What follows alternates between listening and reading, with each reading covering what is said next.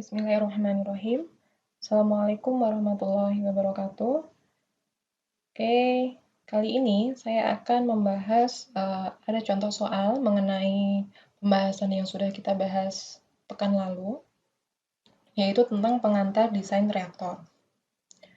Nah, sebelum saya masuk ke contoh soalnya,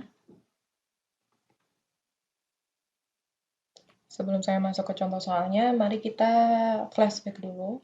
Kita review kembali materi pekan lalu yang sudah kita bahas. Pekan lalu kita membahas tentang pengantar desain reaktor, di mana kita tahu bahwa pada saat kita merancang reaktor, itu volumenya tidak selalu tetap. Ada volume yang berubah. Nah, perubahan volume ini bisa disimbolkan dengan epsilon A yang tidak sama dengan 0. Nah, kita tahu kalau epsilon A-nya itu sama dengan 0, artinya tidak ada perubahan volume maupun densitas di dalam sistem tersebut. Nah, ketika epsilon A-nya tidak sama dengan 0, artinya ada perubahan volume di dalam sistem tersebut.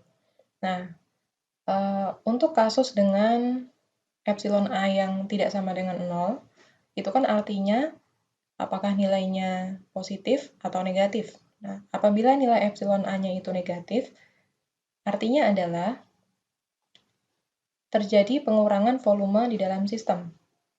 Tetapi, kalau epsilon A-nya positif nilainya, artinya adanya penambahan volume di dalam sistem. Nah, kemudian pekan lalu juga kita sudah membahas tentang ada 3 kasus berbeda untuk menghubungkan antara hubungan konsentrasi dan juga konversi, Ca dan juga Xa. Nah, kita punya 3 kasus yang berbeda, di mana kasus yang pertama itu reaksi batch maupun flow, dengan reaktor batch maupun flow, dengan fase liquid atau fase cair, dan fase gas, dengan catatan fase gasnya itu tidak ada perubahan temperatur dan juga tekanan. Berarti untuk kasus yang pertama adalah kasus untuk fase liquid atau fase gas yang isotermal dan tidak ada perubahan tekanan. Nah, berarti untuk yang kasus yang pertama ini tidak ada perubahan volume. Kalau tidak ada perubahan volume, artinya nilai epsilon A-nya sama dengan 0. Oke. Kemudian kasus yang kedua, itu kita punya reaksi dengan fase gas. Khusus fase gas, volumenya berubah. Kalau volume berubah, berarti epsilon A-nya tidak sama dengan 0. Kemudian, apakah terjadi perubahan temperatur dan juga tekanan? Jawabannya tidak. Untuk kasus yang kedua, yang berubah hanya volumenya saja. Jadi, saya ulangi lagi, untuk kasus yang kedua, itu untuk reaksi dengan fase gas, dengan perubahan volume, berarti epsilon A-nya tidak sama dengan 0, dan tidak ada perubahan temperatur maupun tekanan, sehingga isotermal dan tidak ada perubahan tekanan atau tekanannya konstan. Nah, kemudian kasus yang terakhir atau kasus yang ketiga, itu adalah reaksi dengan fase gas, dan terjadi perubahan volume, berarti epsilon A-nya tidak sama dengan 0 juga, kemudian adanya perubahan temperatur dan juga tekanan. Berarti untuk kasus yang ketiga, ini adalah kasus yang paling kompleks, karena yang pertama volumenya berubah, temperaturnya berubah, dan tekanannya juga berubah.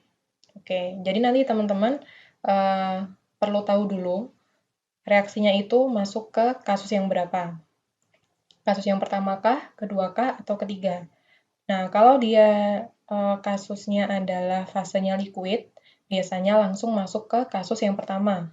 Karena biasanya liquid itu tidak mengalami perubahan volume di dalam sistem. Oke, sekarang kita masuk ke contoh soal. Nah, di contoh soal ini, kita mengetahui ada sebuah reaksi antara A plus 3B menjadi 6R. Nah, di mana reaksi tersebut merupakan reaksi fasa gas pada reaktor alir dan tidak ada perubahan temperatur pada reaksi tersebut, berarti isotermal. Diketahui jumlah umpannya adalah Ca0-nya sama dengan 100, Cb0 sama dengan 200, dan Ci0 atau inertnya sama dengan 100. Nah, apabila pada output reaktornya, nilai konsentrasi A-nya atau nilai Ca-nya itu menjadi 40, maka tentukan berapa Cb, Xa, dan juga Xb. Nah, sehingga di soal ini kita perlu untuk menentukan berapa konsentrasi B akhir, berapa konversi A, dan juga berapa konversi B. Oke. Nah, pertama-tama kita tuliskan dulu. Kita tuliskan dulu apa-apa saja yang diketahui.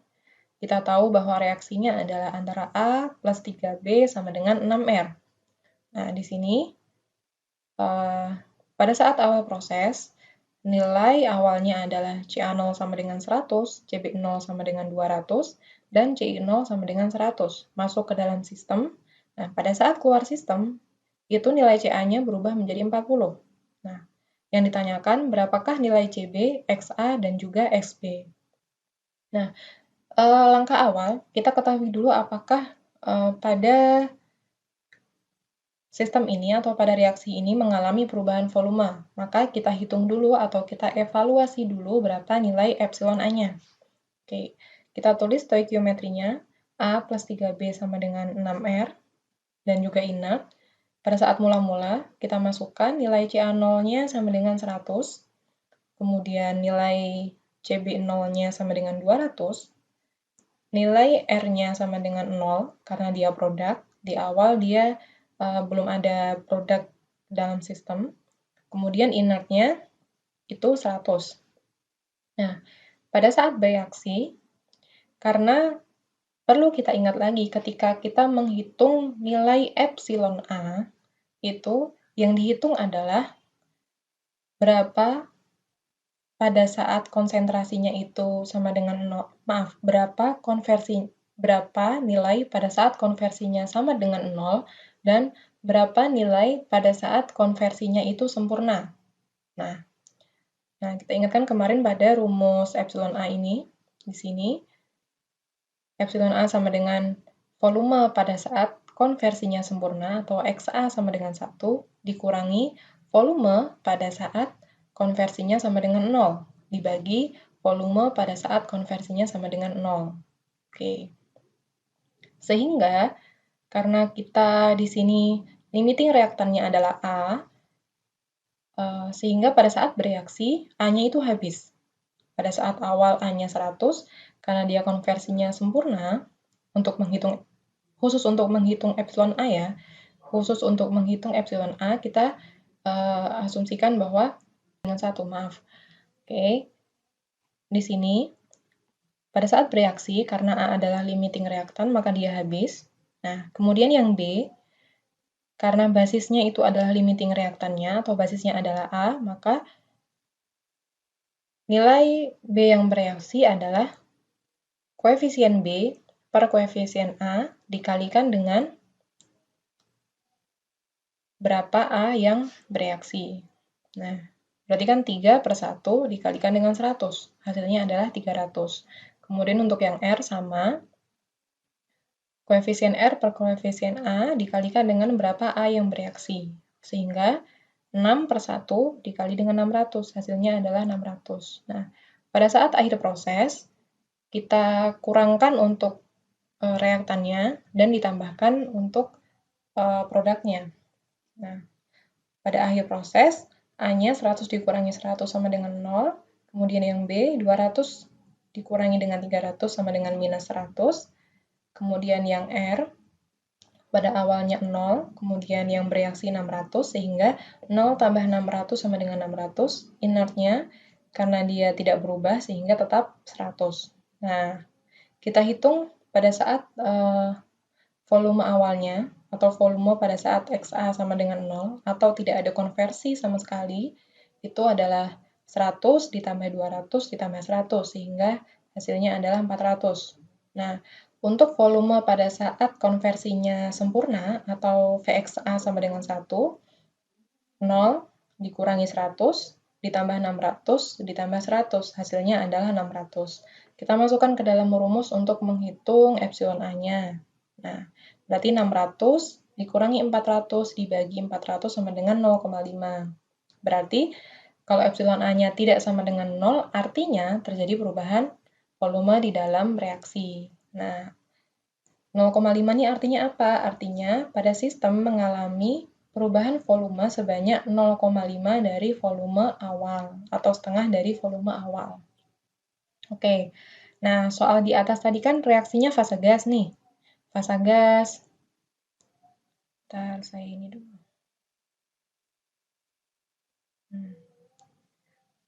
Reaksinya fase gas, kondisinya isotermal. Nah, sehingga kalau kita ingat-ingat di pembahasan pekan lalu, dia masuknya ke kasus yang berapa? Kasus yang pertama kah, kedua kah, atau ketiga? Kalau dia fasanya gas, berarti bisa masuk ke, kemungkinan bisa masuk ke kasus 1, 2, 3. Kalau dia isotermal, berarti tidak masuk ke yang kasus ketiga. Bisa masuk ke kasus yang pertama dan kasus yang kedua. Tetapi, di sini kita tahu epsilon A-nya adalah 0,5. Artinya, epsilon A-nya tidak sama dengan 0. Kalau epsilon A-nya tidak sama dengan 0, berarti terjadi perubahan volume. Nah, kasus manakah yang fasanya gas dan mengalami perubahan volume? Nah, kita tahu itu adalah ada di kasus 2. Nah, kasus 2 itu untuk fase gas dengan kondisi isotermal dan tidak ada perubahan tekanan dan dia volumenya berubah. Maka nanti kita akan menggunakan persamaan hubungan antara CA dan XA itu menggunakan yang ada di kasus 2. Seperti itu ya. Oke. Nah, sekarang kita ketahui hubungan antara epsilon A dan CA serta CB dalam pembahasan yang sudah kita bahas kemarin. Nah, hubungannya antara epsilon A dan epsilon B adalah nih, koefisien A dikalikan dengan epsilon A per konsentrasi A awal itu sama dengan berapa koefisien B dikalikan dengan berapa epsilon B dibagi konsentrasi B awal. Nah, kita juga punya hubungan antara ini. Hubungan antara konsentrasi A awal dan juga konsentrasi B awal beserta konversinya. Di mana konsentrasi A awal dikalikan dengan konversi A dibagi dengan koefisien A sama dengan konsentrasi B awal dikalikan dengan konversi B dibagi dengan koefisien B.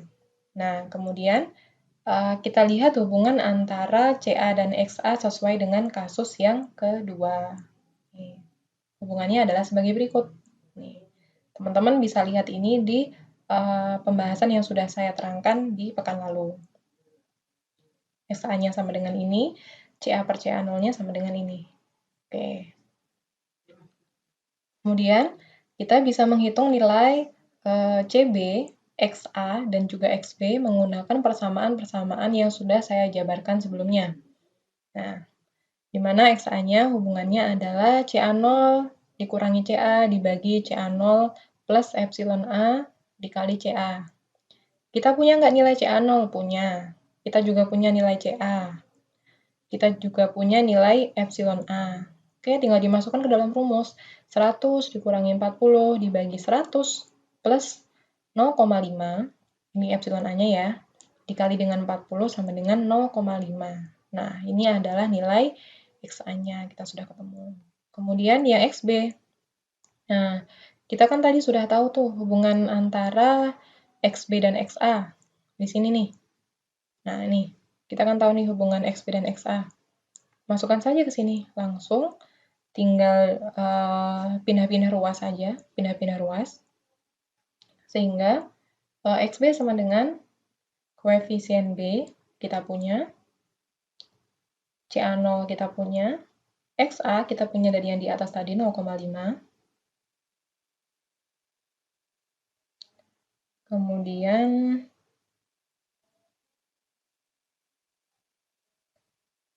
per CB0. CB0-nya tadi kita juga punya sama dengan 200. Oh, maaf. Di sini ada yang salah. Sebentar. Saya ada yang salah tulis.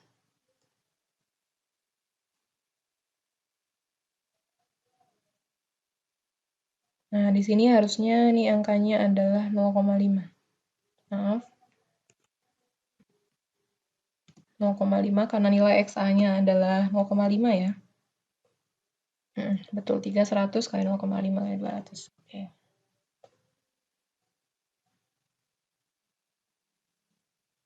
Oke. Nah, di sini untuk menghitung XB, kita sudah punya berapa B-nya, atau berapa koefisien B. Koefisien B itu kan 3 tadi ya. Kemudian CA0 kita punya 100. Kemudian XA-nya kita dapat dari atas 0,5. Nah, XB0-nya kita punya pada soal tadi adalah 200. Sehingga kita hitung XB sama dengan 0,75. Ya, betul. Kemudian kita menghitung berapa CB-nya. Untuk menghitung berapa CB-nya, kita tadi kan sudah punya hubungan antara CB dan XB.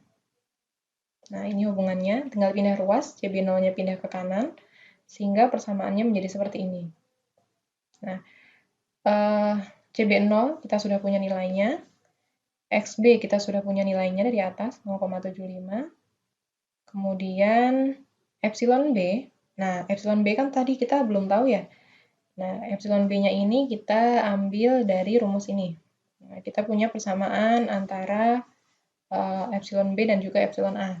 Di mana epsilon B sama dengan epsilon A dikali CB0. Kita punya nilai epsilon A. Kita juga punya nilai CB0. Dibagi dengan koefisien B, kita juga punya, dikali CA0. CA0 kita juga sudah ada. Masukkan saja semua nilainya, sehingga nilai epsilon B adalah 1/3. Nah, sehingga nilai 1/3 ini masukkan ke dalam rumus ini. Nah, dan kita bisa ketahui berapa nilai CB0-nya sama dengan 40. Oke. Nah, sudah selesai ya. Kita sudah tahu berapa nilai XA-nya, kita sudah tahu berapa nilai XB-nya, dan kita juga sudah tahu berapa nilai CB-nya. Oke, sekian penjelasan dari saya. Kalau ada yang mau ditanyakan, silakan menghubungi saya, dan saya akan memberikan beberapa soal latihan. Nah, ini yang pertama, tugas yang pertama itu ada 2 soal. Nah, di mana soal yang pertama itu mengenai reaktor alir yang dioperasikan pada kondisi steady state. Kondisi steady state, isotermal, berarti temperaturnya konstan, dan tekanannya konstan. Oke. Nah, kita punya reaksi fasa gas dengan persamaan reaksinya adalah ini. A plus B menjadi R per S. A plus B menjadi R plus S. Dengan kita punya nilai awal CA0, nilai CB0-nya ada, kemudian nilai XA-nya juga diketahui. Kemudian kita menghitung berapa nilai XB, CA, dan juga CB. Nah, yang B ini juga sama ya. Yang soal B ini juga sama, hanya saja angkanya saya ubah. Nah, kemudian yang perlu saya tekankan lagi, kalian untuk mengerjakan soal, perhatikan dulu apakah soal tersebut volumenya berubah atau konstan dengan menghitung nilai epsilon A-nya. Kalau sudah tahu berubah atau konstan, klasifikasikan reaksi tersebut atau kasus tersebut masuk ke kasus nomor berapa? Kasus nomor 1 kah, nomor 2, atau nomor 3? Nah, kalau sudah, kita bisa menggunakan persamaan-persamaan sesuai dengan kasusnya. Kalau dia masuknya ke kasus 1, berarti persamaan CA dan XA-nya kita menggunakan yang ada di kasus 1. Kalau masuk ke kasus 2, berarti kita juga menggunakan persamaan yang ada di kasus 2, dan seterusnya. Seperti itu ya. Oke, kemudian soal selanjutnya, kalau tadi yang soal pertama itu dia fasa gas, dan isotermal tekanannya juga tetap, kalau yang soal kedua ini, dia berada di sistem kontinu. Nah, dia mempunyai perubahan temperatur dan juga tekanan. Nah, karena pada saat awal masuk dia temperaturnya adalah T0, dan pada saat keluar temperaturnya adalah T, begitupun juga dengan tekanannya. Awalnya adalah P0, dan saat keluar atau saat akhir proses menjadi P. Nah, reaksinya fasanya sama, fasa gas, tapi terjadi perubahan tekanan dan juga temperatur. Nah, sehingga teman-teman juga harus mengklasifikasikan apakah soal berikut ini masuk ke kasus nomor 1, 2, atau 3. Kalau sudah, silakan gunakan persamaan-persamaan yang terkait yang dibutuhkan untuk menghitung nilai-nilai yang dicari. Oke, selamat mengerjakan. Wassalamualaikum warahmatullahi wabarakatuh.